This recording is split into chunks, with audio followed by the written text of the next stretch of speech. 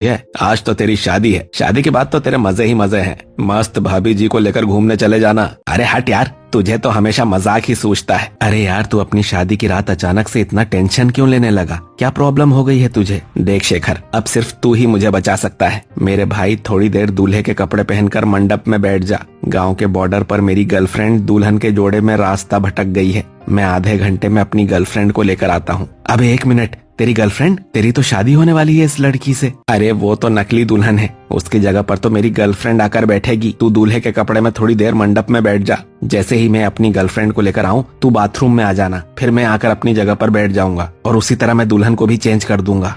फिर मैं दूल्हे के कपड़े में सेहरा पहनकर सुनील की जगह बैठ गया और सुनील अपनी गर्लफ्रेंड को लेने चला गया। धीरे धीरे 1 घंटा बीत गया और सुनील आया ही नहीं और पंडित जी ने शादी शुरू करवा दी। यजमान, मुहूर्त हो गया है, शादी शुरू करते हैं। ये सुनील कहाँ रह गया? इस सुनील ने तो मुझे फंसा दिया। मुझे अभी शादी रुकवानी पड़ेगी। दूल्हे की शेरवानी और सेहरे में इतना सोचकर शेखर तुरंत मंडप में खड़ा हो जाता है और अपने चेहरे से सेहरा उतारते हुए कहता है, रुक जाइए पंडित जी, ये शादी नहीं हो सकती। मैं असली दूल्हा नहीं हूँ। असली दूल्हा तो भाग गया है। शेखर को देखकर सभी हैरान हो जाते हैं। तभी सरपंच के इशारे पर सरपंच के 2 आदमी शेखर के माथे पर बंदूक तान देते हैं। चुपचाप सेहरा पहनकर बैठ जाओ शहरी बाबू। बैठ जाओ वरना पूरा तमंचा कनपट्टी में खाली कर देंगे। शेखर चुपचाप सेहरा पहनकर मंडप में बैठ जाता है। हमारे होते हुए किसी गांव की बेटी की बेइज्जती नहीं हो सकती। जो दूल्हा बना है उसे शादी करनी ही पड़ेगी। पंडित जी, आप मंत्र पढ़ना शुरू कीजिए। इस तरह बंदूक की नोक पर शेखर की शादी साधना से करवा दी जाती है और शादी हो जाने के बाद शेखर और साधना को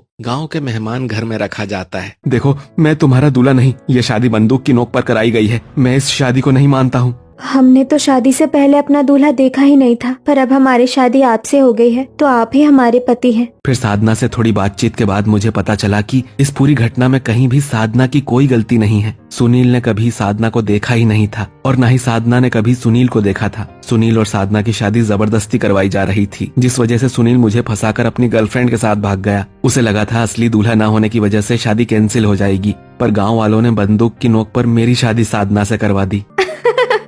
इसीलिए कहते हैं भैया, बेगानी शादी में अब्दुल्ला दीवाना नहीं बनना चाहिए। जो हुआ उसे भगवान की मर्जी समझो। शेखर, साधना को अपनी पत्नी के रूप में अपना ले और शारदा, तुम अपनी बहू का गृह प्रवेश करवाओ। मैं अभी सब तैयारी करती हूँ। शारदा साधना का गृह प्रवेश करवाती है। गृह प्रवेश के बाद साधना और शेखर अपने कमरे में चले आते हैं। साधना, वैसे तुम्हारी क्वालिफिकेशन क्या है? कौन सा फैशन? अरे फैशन नहीं, क्वालिफिकेशन। कहाँ तक पढ़ाई की है तुमने? मैंने पूरी 10वीं तक की पढ़ाई की है। एक अकाउंटेंट की बीवी सिर्फ 10वीं तक पढ़ी है? तुम्हारे समय की 10वीं तक की पढ़ाई आज के बच्चे क्लास 5 में ही पढ़ लेते हैं। तुम्हें आगे की पढ़ाई करनी पड़ेगी। धत, पढ़ाई लिखाई मेरा काम नहीं है। मेरा काम है अपने पति और ससुराल की सेवा करना। हाँ, तुम सबकी सेवा करना, पर तुम्हें आगे की पढ़ाई भी करनी पड़ेगी। इतना कहकर शेखर अपने बिस्तर पर सो जाता है और साधना भी उसके बगल में सो जाती है। अगले दिन सूरज उगने से पहले साधना आंगन में जल चढ़ा रही होती है। जय हो सूरज भगवान। फिर साधना सूरज को जल चढ़ाकर घर में पूजा की थाली लिए जोर जोर से घंटी बजाते हुए घूम रही होती है। जय दुर्गा मैया, जय दुर्गा मैया, जय दुर्गा मैया, जय दुर्गा मैया, जय दुर्गा मैया। साधना की ऊंची आवाज से पूरा घर जाग जाता है। अरे शेखर बेटा, ये तेरी बीवी क्या कर रही है? रोक इसे वरना पूरा मोहल्ला जाग जाएगा। अरे साधना, रुक जाओ। उठ गए आप लोग? सासू मैया, ससुर जी, आशीर्वाद दीजिए। हाँ बेटी, खुश रहो। भाभी, इतनी सुबह भगवान को क्यों जगा रही हो? ननन जी, भगवान तो सूरज देवता के साथ जाग गए, आप ही लोग सो रहे थे। चलिए सब जाग जाइए और पहली रसोई में क्या बनाऊं ये बताइए।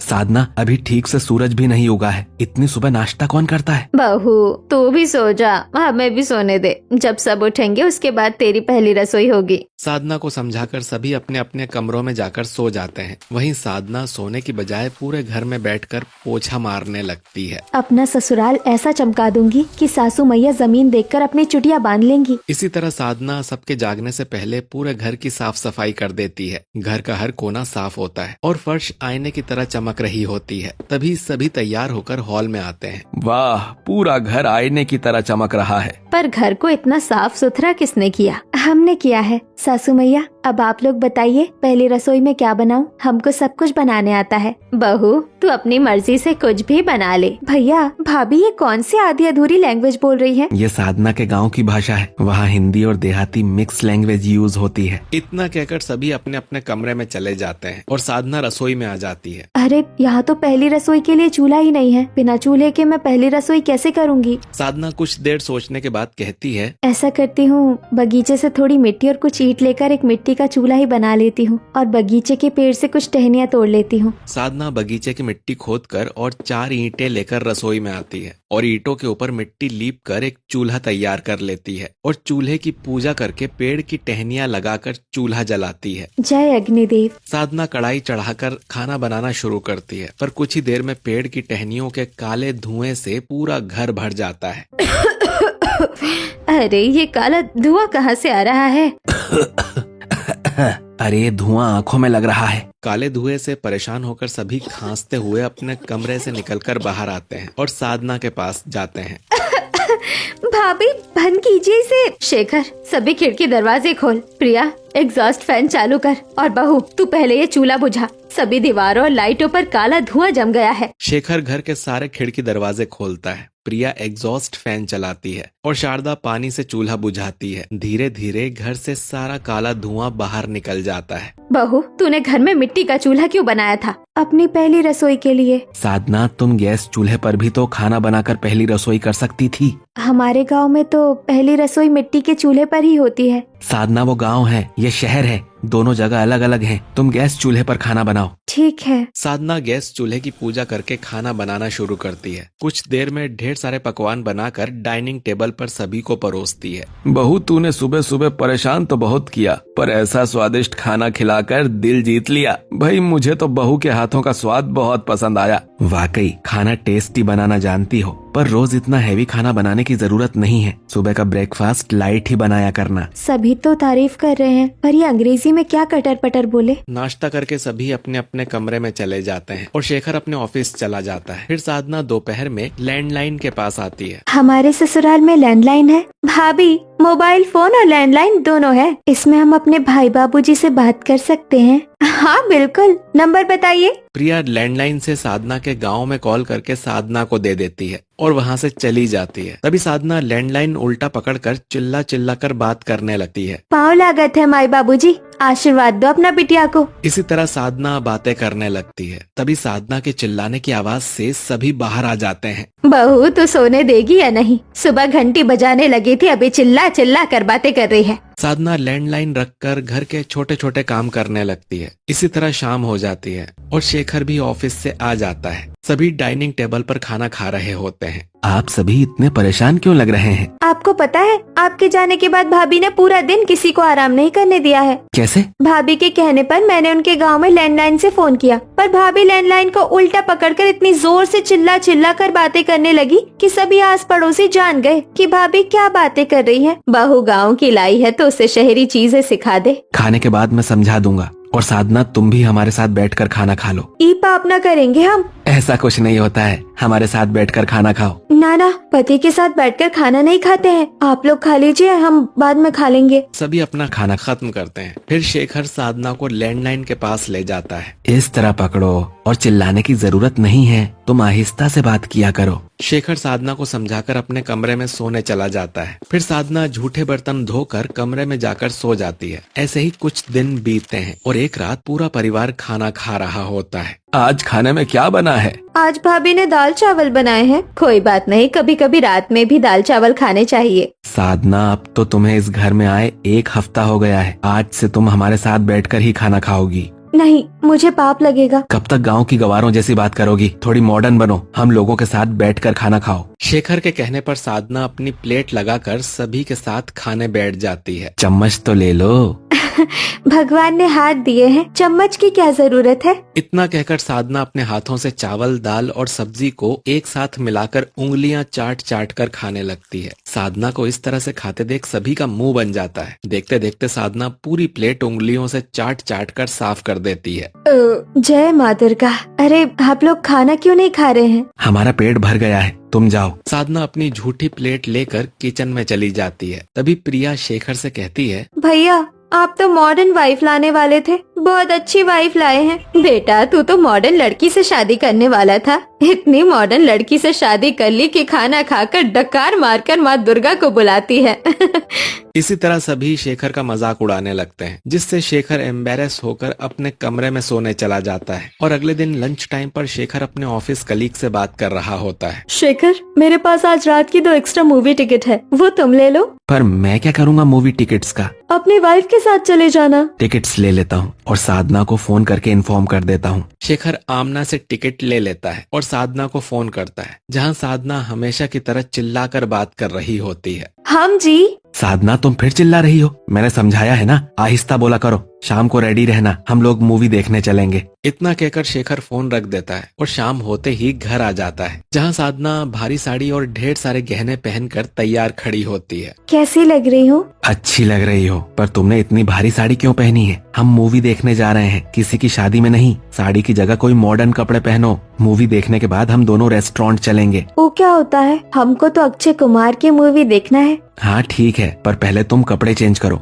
ऐसा करो, प्रिया से कोई कपड़े ले लो। इतना कहकर शेखर साधना को लेकर प्रिया के कमरे में चला आता है और प्रिया की एक ड्रेस साधना को दिखाते हुए कहता है, साधना तुम ये ड्रेस पहनो। छी, ऐसे कटे फटे कपड़े कौन पहनता है? मैं तो ऐसे कपड़े कभी नहीं पहनूंगी। सही कहा भाभी, आपको ऐसे कपड़े पहनने भी नहीं चाहिए। भैया आप भाभी को ले जाओ, वरना अभी झगड़ा हो जाएगा। साधना चलो। शेखर साधना को साड़ी में ही मूवी थिएटर लेकर आता है। सभी मूवी देख रहे होते हैं, तभी साधना बीच में खड़ी हो जाती है। अरे ये कैसी पिक्चर है, कुछ समझ ही नहीं आ रहा है। अरे तो निकल जा थिएटर से। साधना के मूवी के बीच में चिल्लाने की वजह से मूवी रोक दी जाती है, जिससे बाकी लोग नाराज हो जाते हैं। तभी शेखर थिएटर से निकल जाता है। मुझे छोड़कर कहाँ जा रहे हैं? मैं भी आ रही हूँ। साधना शेखर के पीछे पीछे बाहर आ जाती है। क्या जरूरत थी थिएटर में इस तरह चिल्लाने की? पिक्चर की भाषा समझ नहीं आ रही थी। मैंने बताया था ना, हॉलीवुड मूवी है। अरे जो भी है, हिंदी में होगी ना? ओह गॉड, तुम घर चलो, मैं तुम्हें नहीं समझा पाऊंगा। आपने कहा था हम लोग बाहर खाना खाएंगे। नहीं, घर चलो। हाँ, घर का खाना सबसे बढ़िया खाना होता है। इतना कहकर शेखर साधना को लेकर घर आ जाता है। साधना सभी के लिए खाना बनाती है और सभी को खाना परोस रही होती है। भाभी आज तो आप हमारे साथ बैठकर नहीं खाएंगी ना? बहू तेरी माँ ने तुझे सही सिखाया था, तू हमेशा अकेले में ही खाना खाया कर। सभी खाना खा रहे होते हैं, तभी शेखर के मुंह में दाल लग जाती है और शेखर टिश्यू पेपर ढूंढ रहा होता है। क्या ढूंढ रहे हैं जी? मुंह साफ करने के लिए टिश्यू पेपर। मुंह साफ करने के लिए कागज नहीं लगता है, बस जीभ को बाहर निकालिए और चाट लीजिए। साधना की जीभ से होठ चाटने की वजह से पूरी लिपस्टिक उसके मुंह में फैल जाती है। वाह भाभी, क्या तरीका है, सुपर्ब। बेटा तो बहू की जगह शायद किसी कॉमेडियन को लेकर आया है, रोज नए तरीके से हंसाती है। मेरा परिवार मुझसे कितना खुश है। आज साधना से बात कर ही लेता हूँ। साधना की वजह से एक बार फिर शेखर का मजाक बन जाता है, जिससे परेशान होकर शेखर कमरे में साधना से बात कर रहा होता है। तुम ये गवार वाली हरकत क्यों नहीं छोड़ती? साधना, अगर अब तुमने कोई भी ऐसी हरकत की तो मैं तुम्हें तुम्हारे गांव छोड़ाऊंगा, फिर भले तुम्हारा सरपंच मुझे गोली मार दे। इतना कहकर शेखर सोने चला जाता है और अगले दिन साधना अपनी माँ से बात कर रही होती है। अरे माई, कल वो गुस्सा हो गए थे। अरे बिटिया, पति के दिल का रास्ता पेट से होते हुए जाता है, भूल गई? हाँ माई, समझ गई। साधना अपनी माँ से बात कर ही रही होती है कि तभी पड़ोसन आती है। अरे बेटी, थोड़ी और जोर से चिल्ला, फोन की जरूरत ही नहीं पड़ेगी, डायरेक्ट गाँव तक आवाज जाएगी।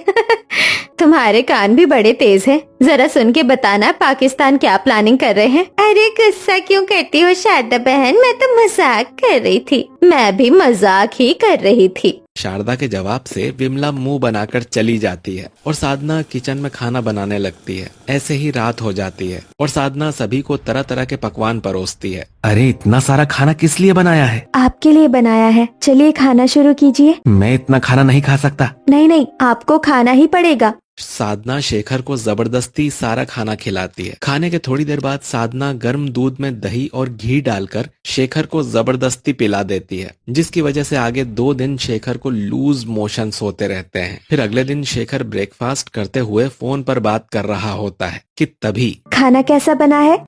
ठीक। अरे बोलिए ना, मैंने इतनी मेहनत से बनाया है, कैसा बनाया है? ठीक है खाना, तुम जाओ पहले पानी लेकर आओ, खाना हो गया मेरा। अच्छा, मैं अभी लेकर आती हूँ, पर आप बात किससे कर रहे हैं? किसी से नहीं, तुम्हारे काम का नहीं है, तुम जाकर पानी लेकर आओ। साधना पानी लेकर आए इससे पहले ही फोन पर बात करते हुए शेखर घर से बाहर निकल जाता है। ये तो चले गए, इन्हें क्या हो गया? आज इतना रूखा व्यवहार क्यों कर रहे हैं? लगता है ये मुझसे नाराज है। कोई नहीं, आज रात को फिर इन्हें बहुत अच्छा स्वादिष्ट खाना बनाकर खिलाऊंगी, मान जाएंगे। साधना स्वादिष्ट खाना बनाकर शेखर का इंतजार करने लगती है। बहुत देर तक शेखर नहीं आता है तो साधना शेखर को फोन लगाती है। हेलो एजी, आप अभी तक आए क्यों नहीं? मैं कब से आपका इंतजार कर रही हूँ, भूख लग रही है। आज मैं घर नहीं आ पाऊंगा, कल सुबह आऊंगा, काम में फंस गया हूँ। मैंने खाना खा लिया है, तुम खाकर सो जाओ। ये सुनकर साधना काफी उदास हो जाती है और बिना खाना खाए ही सो जाती है। अगली सुबह शेखर घर आता है। आप आ गए, जाइए हाथ मुंह धोकर कपड़े बदल लीजिए, तब तक मैं नाश्ता लगा देती हूँ। ठीक है, टॉवेल लेकर आओ।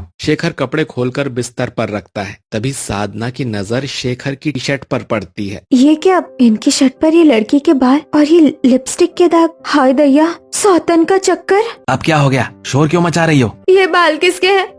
मैं तो सरसों का तेल लगाकर बाल बांधती हूँ। मेरे बाल तो नहीं झड़ते, फिर ये बाल किसके हैं?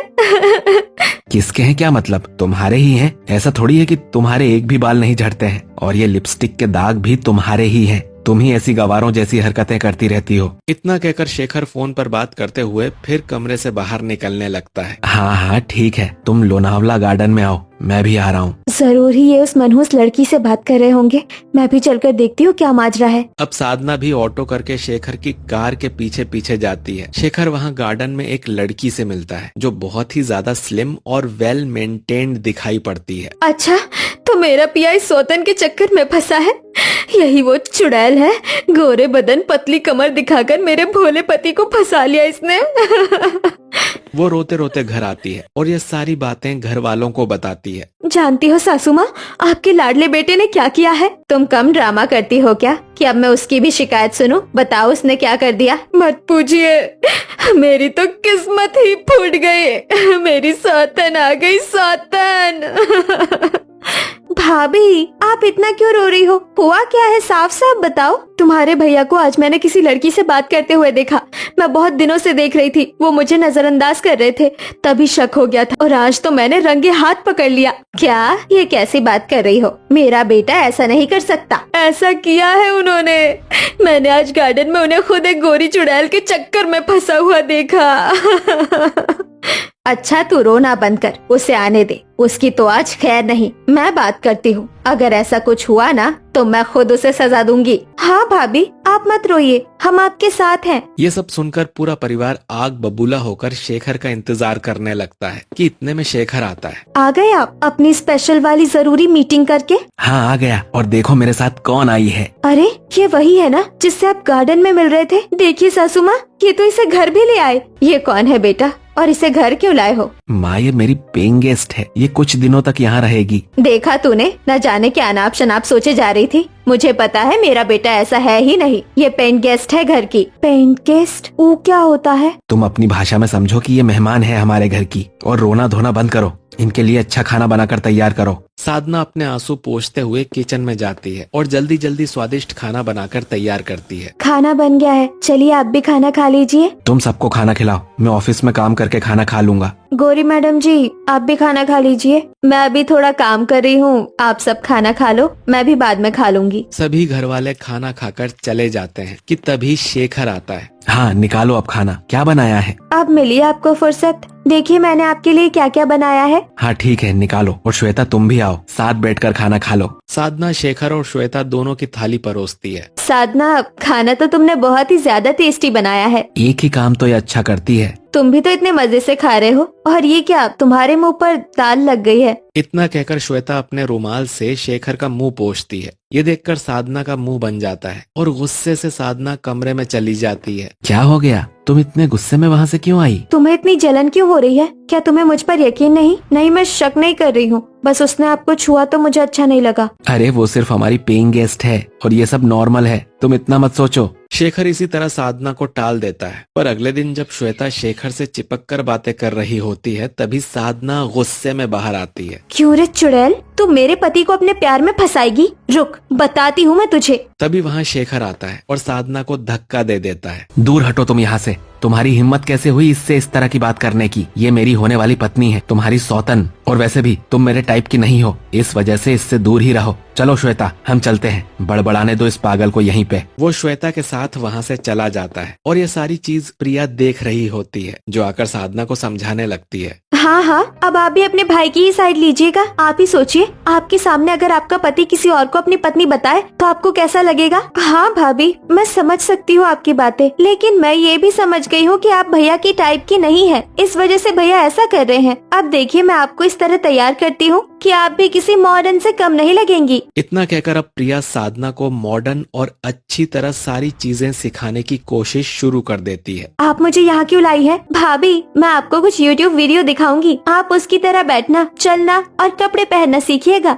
इतना कहकर प्रिया YouTube वीडियो ऑन करती है, जिसे देखकर साधना हील्स पहनकर चलने की कोशिश करती है। काफी बार गिरने के बाद मुझसे तो अब चला ही नहीं जा रहा, मेरे घुटनों में भी चोट लग गई है। भाभी, आप हार नहीं मान सकती, अगर आपने हार मान ली तो श्वेता आपकी सौतन बन जाएगी। प्रिया की ये बात सुनते ही साधना तुरंत उठकर खड़ी होती है और चलने की कोशिश करती है। कुछ ही देर में अपनी मेहनत की वजह से रात भर में साधना हील्स पहनकर चलना सीख जाती है। देखा भाभी, आखिरकार आप भी हील पहनकर चलना सीख ही गई। चलिए, अब हम बाकी सारी चीजों पर भी ध्यान देते हैं। इतना कहकर प्रिया अब साधना को अच्छी तरह बैठना सिखाती है और कुछ इंग्लिश के कॉमन वर्ड्स भी बताती है, साथ ही डांस करना भी सिखाती है। इसके बाद फिर अगले दिन शाम को बर्थडे पार्टी में आज मैं आपको एक लड़की से मिलवाऊंगा, जिसे देखते ही आप सब हैरान रह जाएंगे। शेखर इतना कह ही रहा था कि तभी साधना मॉडर्न कपड़े पहने, हाई हील्स, खुले बाल और मेकअप करके एक मॉडर्न की तरह वहाँ आती है। रोमांटिक सॉन्ग बजाकर शेखर के साथ डांस करने लगती है। तुम ये क्या कर रही हो? इस तरह अचानक ये सब क्या है?